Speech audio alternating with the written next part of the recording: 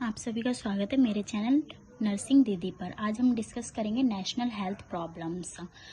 तो पहले तो इसका इंट्रोडक्शन देखते हैं और मैं बताना चाहूँगी जब भी हम कोई क्वेश्चन एक्सप्लेन करते हैं एग्जाम में तो हम उसका इंट्रोडक्शन हमें ज़रूर स्टार्टिंग हमेशा इंट्रोडक्शन से करनी चाहिए।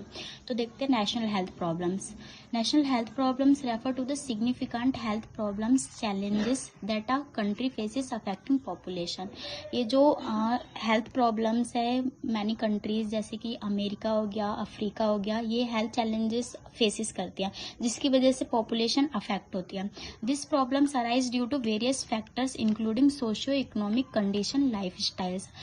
हेल्थ प्रॉब्लम्स की ये जो हेल्थ प्रॉब्लम होती है ये वेरियस फैक्टर जैसे एनवायरमेंटल फैक्टर्स हो गया, सोशियो इकोनॉमिक कंडीशन हो गया या फिर पुअर लाइफ स्टाइल हो गई, इसकी वजह से हेल्थ अफेक्ट होती है। तो हम देखते हैं कौन कौन सी हेल्थ प्रॉब्लम्स हैं। तो फर्स्ट आता है infectious disease, non communicable disease and then mental health issue, malnutrition and food security, environmental health issue, aging population. तो एक एक करके हम इनके बारे में देखेंगे।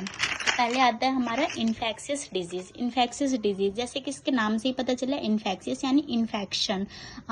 इन्फेक्शंस किस वजह से होता है?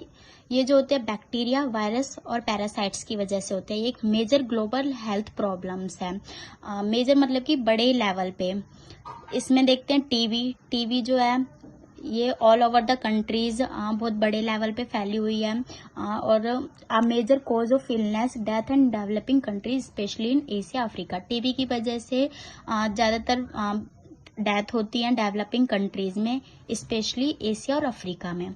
फिर नेक्स्ट है HIV एड्स। HIV एड्स ये एक आम सेक्सुअल ट्रांसमिटेड डिजीज है and ongoing health challenges particularly in sub Sahara Africa.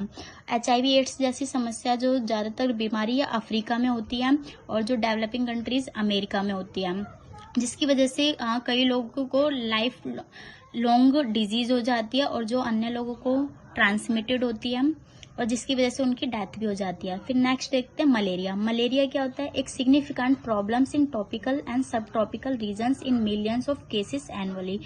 Malaria के मिलियंस में केसेस आते हैं साल में, जिसकी वजह से हेल्थ जो होती है वो अफेक्ट होती है।